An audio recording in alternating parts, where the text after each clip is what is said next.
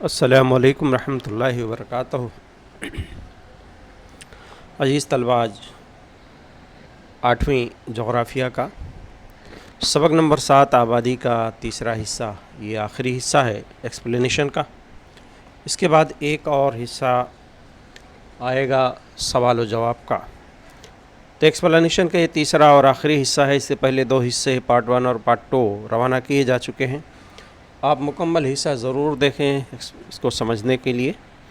تو آئیے دیکھتے ہیں آبادی کا تیسرا حصہ، جس میں ہم اب تک آبادی کی تقسیم، برتھ ریٹ، ڈیتھ ریٹ، گنجانیت، اسی طرح شہری اور دیہی آبادی کا تناسب وغیرہ، تناسب جنس، یہ ساری چیزیں پڑھ چکے ہیں۔ ابھی جو امور بچے ہوئے اس کو مکمل کرتے ہیں انشاءاللہ۔ اور اس کے پہلے کہ اگر آپ نے اس چینل کو جغرافی ٹیچ ویری نائس، یہاں اس کا مونوگرام دیا گیا ہے، چینل کا نام دیا گیا ہے، آپ یوٹیوب پر اس چینل کو ضرور سبسکرائب کر لیں۔ آئیے دیکھتے ہیں اس حصے کا تیسرا حصہ اس سبق کا، خواندگی، لٹریسی یا خواندگی کیا ہے؟ یعنی ہماری جو کل آبادی ہوتی ہے، کل آبادی میں کتنے لوگ پڑھے لکھے ہیں، ان کا تناسب کیا ہے، اسی کو ہم شرح خواندگی کہتے ہیں۔ کل آبادی میں پڑھے لکھوں کی تعداد شرح خواندگی ہے۔ بھارت میں خواندگی کی شرح تقریباً 2011 کی مردم شماری کے مطابق 72.1% ہے۔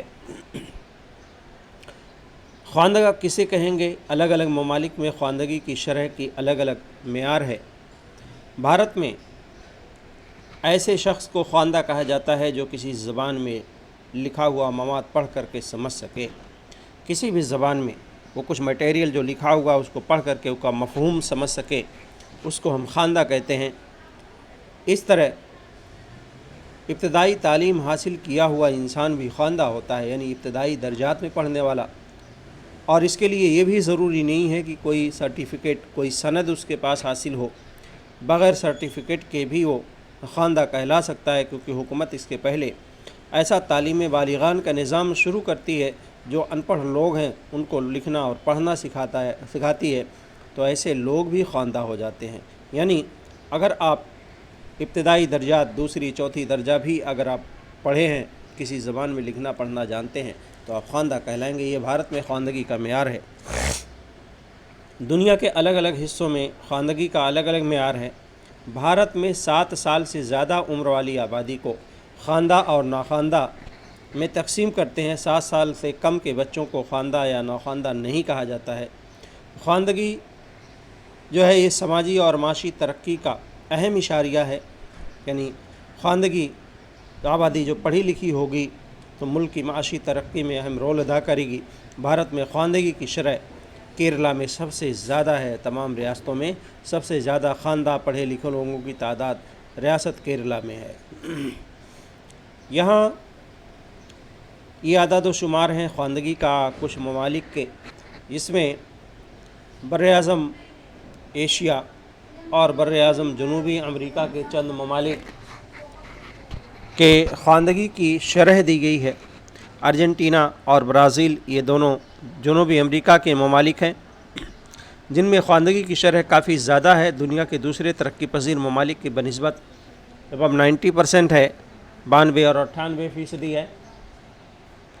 اور اس کے علاوہ بھارت 72.1%، چین، بنگلہ دیش، چین کی بھی کافی زیادہ ہے، اب 90% ہے۔ بنگلہ دیش 61.5%، پاکستان 56%، ایران 86% اور افغانستان کی خواندگی کی شرح سب سے کم ہے۔ اس طرح یہ خواندگی کی شرح ہے ایشیا اور جنوبی امریکہ ممالک کے درمیان۔ آئیے آبادی کے متعلق ہم نے پڑھا تھا پچھلی ویڈیو میں، تو آبادی کو ایک اہم وسیلہ کہا جاتا ہے۔ آبادی کو ایک اہم وسیلہ کہا جاتا ہے کہ کسی بھی ملک کی معاشی، سماجی اور ثقافتی ترقی میں آبادی ایک اہم وسیلہ ہوتی ہے۔ لوگوں کی تعداد سے زیادہ ان کے معیار اور قابلیت، مہارت کو اہمیت حاصل ہوتی ہے۔ خواندگی کا تناسب جنس، عمر کے گروہ کے ساتھ ساتھ صحت، تعلیم، معیار وغیرہ امور آبادی کو ایک اہم وسیلہ تسلیم کرتے وقت ملحوظ رکھے جاتے ہیں۔ آبادی کی قابلیت اور مہارت کے لحاظ سے ہنرمند اور غیر ہنرمند نفری قوت کی فراہمی ہوتی ہے۔ تو آبادی ایک اہم وسیلہ کیوں ہے؟ کیونکہ اللہ تعالیٰ نے انسان کو اشرف المخلوقات بنایا ہے، اور اس کے اندر غور و فکر کرنے کی، فیصلے کرنے کی اور اچھے برے کی تمیز کی صلاحیت ہے، تحقیق کرنے کا جذبہ ہے۔ اسی لیے انسان اشیاء کو وسیلے کا درجہ دیتا ہے۔ ہزاروں سال پہلے بھی زمین کے وطن میں معدنیات کے خزانے چھپے ہوئے تھے، لیکن انسان کی رسائی نہیں تھی وہاں تک، لیکن انسان اپنی ذہنی صلاحیت کی بنیاد پر ان کی تحقیق کر کے وہاں پہنچتا ہے، تو وہ اشیاء جو خزانے چھپے ہوئے تھے ان کو وسائل کا درجہ حاصل ہوا۔ اس طرح انسان کی ذہنی صلاحیت کی بنیاد پر انسان ایک اہم قدرتی وسیلہ ہے۔ آئیے ہم اس کی دوسری خصوصیات کے متعلق دیکھتے ہیں۔ انسانی ترقی کا اشاریہ کیا ہے؟ ہیومن ڈیولپمنٹ انڈیکس، جس کو ہم شارٹ میں HDI کہتے ہیں، بہت ہی اہم ہے کہ ترقی کا تعلق آبادی کے معیار زندگی اور وہاں حاصل مواقع اور آزادی سے ہوتا ہے۔ یعنی ترقی کا مطلب صرف معاشی ترقی نہیں ہوتی کہ انسان اگر کوئی ملک، کوئی علاقہ معاشی طور پر بہت زیادہ خوشحال ہے، بہت زیادہ وسائل ہیں، بہت زیادہ اس کی پر کیپٹا انکم ہے، تو اس کو ہم ترقی یافتہ کہیں گے، بلکہ وہاں کی آبادی کی مختلف خصوصیات کو اس میں شامل کیا جائے گا۔ یعنی صرف معاشی خوشحالی کو ترقی میں شمار نہیں کیا جاتا، انسان کی ترقی کی اشاریہ میں یہ درج ذیل جو ہے نکات شامل ہیں۔ یعنی ہیومن ڈیولپمنٹ انڈیکس کیا ہے اور اس میں کن کن چیزوں کو شامل کیا جاتا ہے۔ یہ نظریہ سب سے پہلے 1980 اور 1990 کی دہائی میں محبوب الحق اور امرتیہ سین، یہ دو اکنامسٹ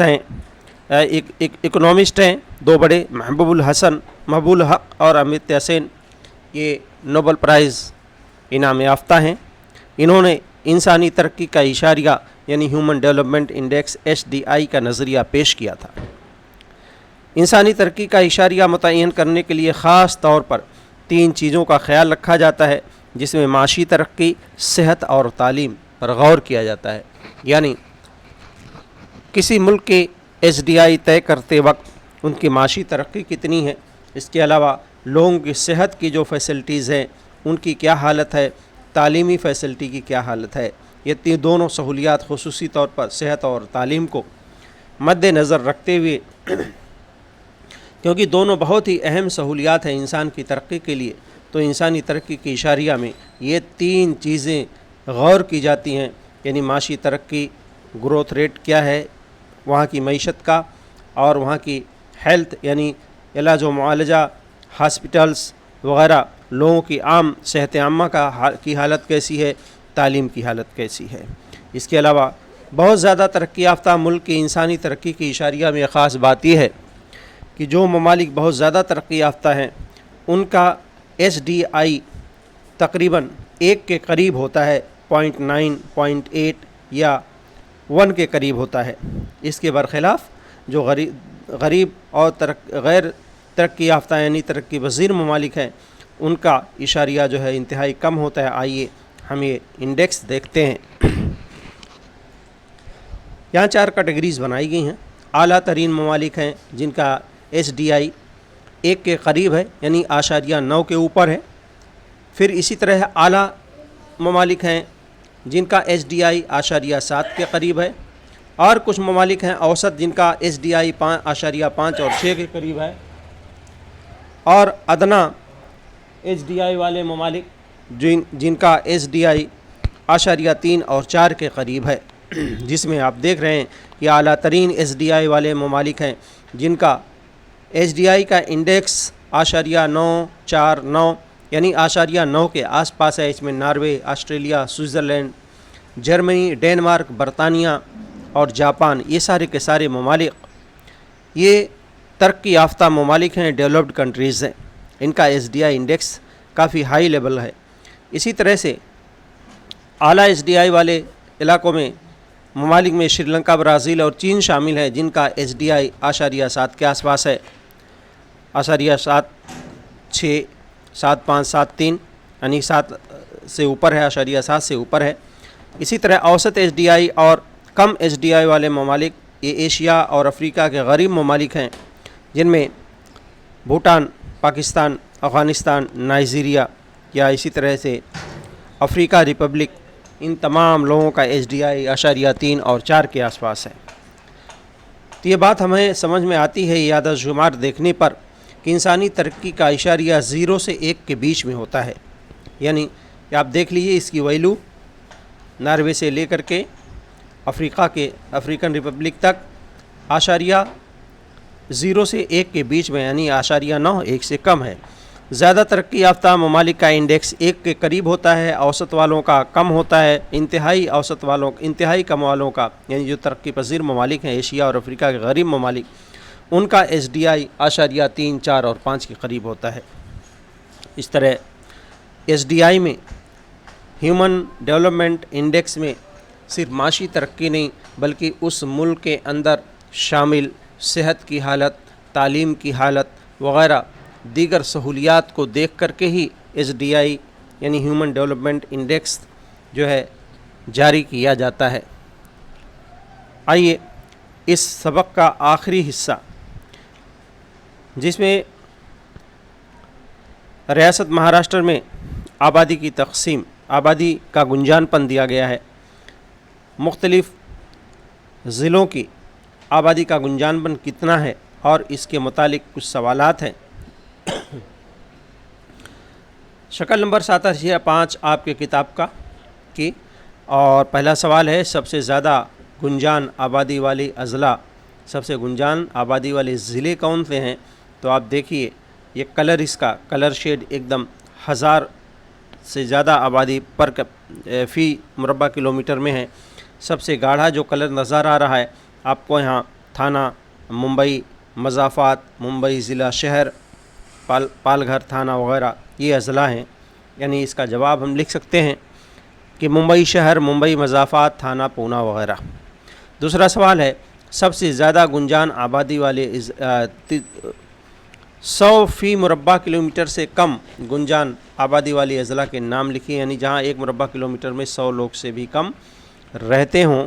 تو یہ گڑھ چرولی، بیڑ، عثمان آباد ہیں۔ آپ یہاں نقشے میں دیکھ لیجئے، انتہائی کم یعنی ہلکے کلر کا۔